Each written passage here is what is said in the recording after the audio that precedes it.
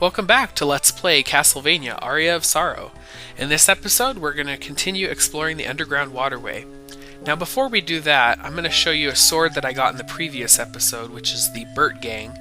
I forgot to show that off last time.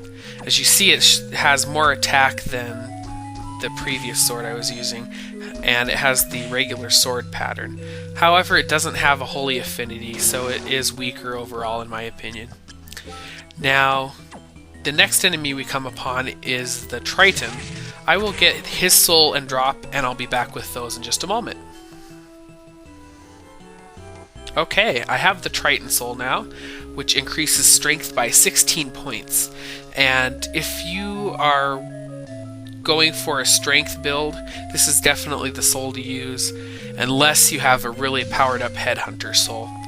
Now, Triton also has a weapon drop, which I'll show you here.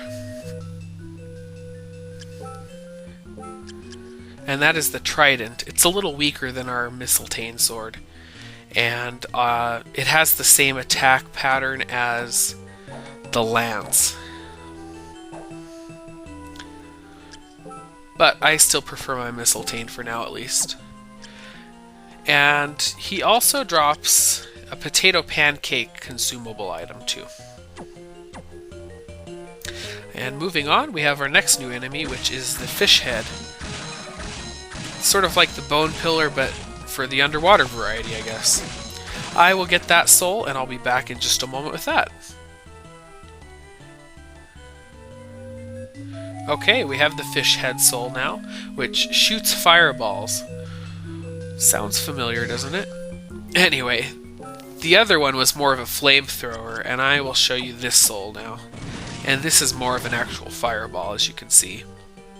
But it's much weaker compared to the Lightning Doll soul still, so we're going to stick with that.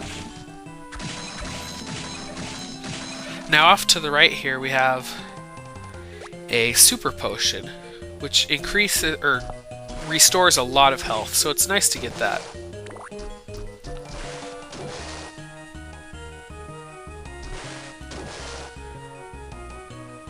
More Tritons and fish heads to kill. Now, if you want to get map percentage, you have to explore this area in the middle, so it requires using the Undine soul to reach this top area.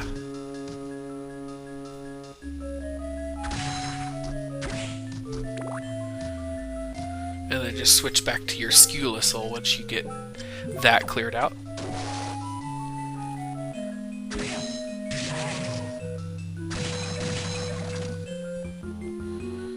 And then you have to clear out this top portion as well to get the map percentage. Oops. Ran right into him.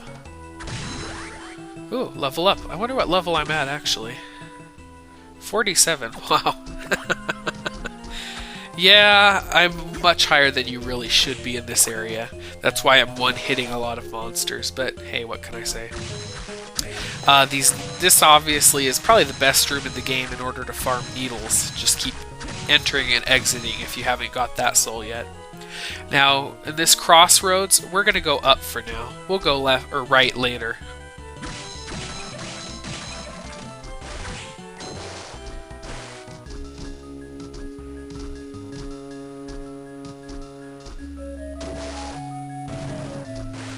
Little boat you can ride on if you want, but I'm gonna just jump ahead. More imps. We've already got their souls, though. Whoa! Falling boats! Watch your head! That was unexpected.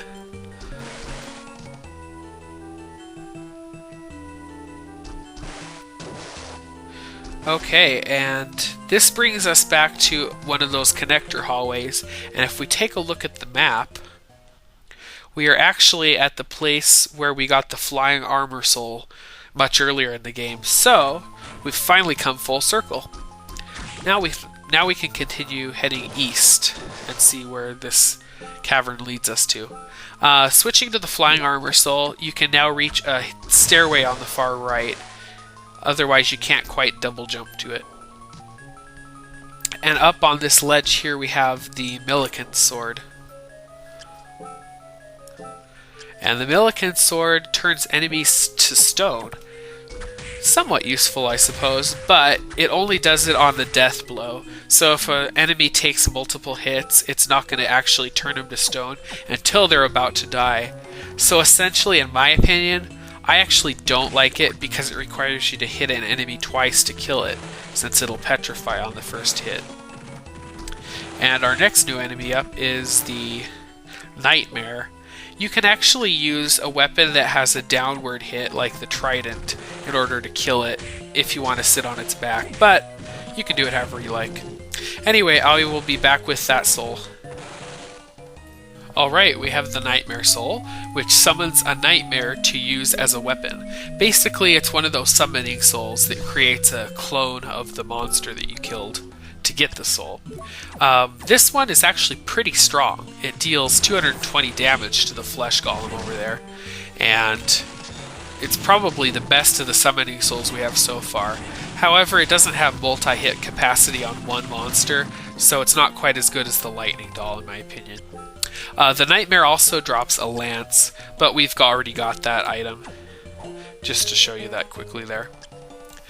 And I'm going to go back to my Mistletoe sword, I think, and I will get the Flesh Golem soul and be back with that in just a moment.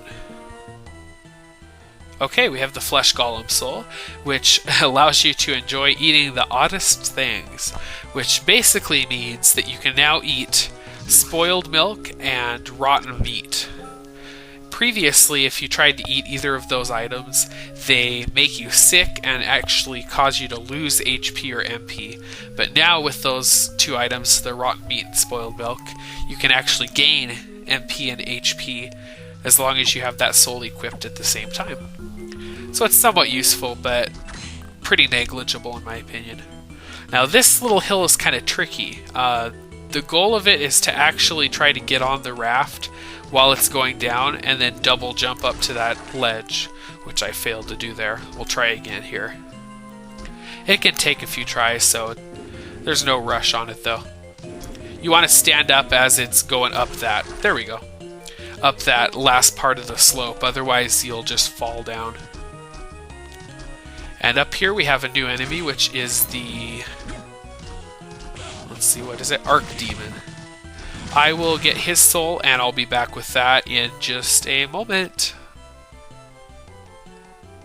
Okay, we have the Archdemon soul. This restores MP as damage is inflicted upon you. And this one is actually a really useful soul if you're low on MP. All you have to do is get hit a few times and your MP soars really high really quickly. So if you go to a monster that only does like 1 damage, it's a godsend. Or if you absorb the damage as well. Take for instance the slime. Look at my MP up there, now watch. Boom! It jumped all the way up to full again. Anyway, now the next new soul to get is the slime soul, and I will be back with that in just a moment too. Okay, we have the slime soul now, which hurls slime balls at enemies. It sounds kind of funny. Slime ball! Anyway, it's sort of like a bouncy ball. It'll bounce off any wall several times before it fades away. It's pretty strong. You can kill a Triton in 4 hits, which is how much it took me with my sword. So it's not too bad, I suppose.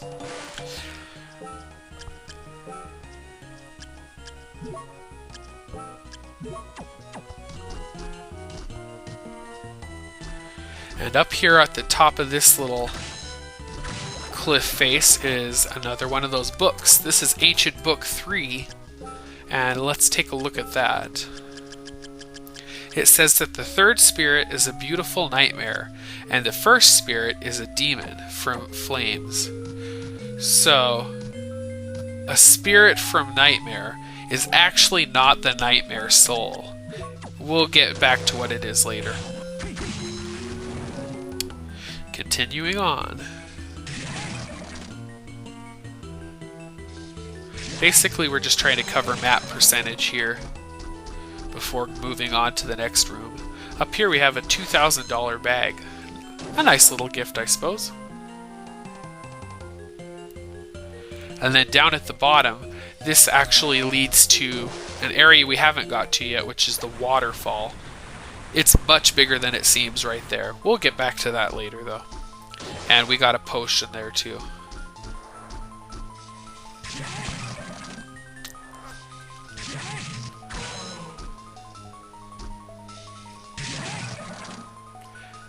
Now if we float up this shaft a little bit, it'll lead us to another cave.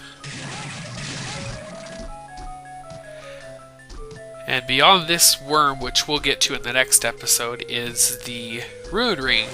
And the rune ring is very useful. It actually increases the rate at which MP is restored, similar to that soul that does the same thing, so you can get a really big boost.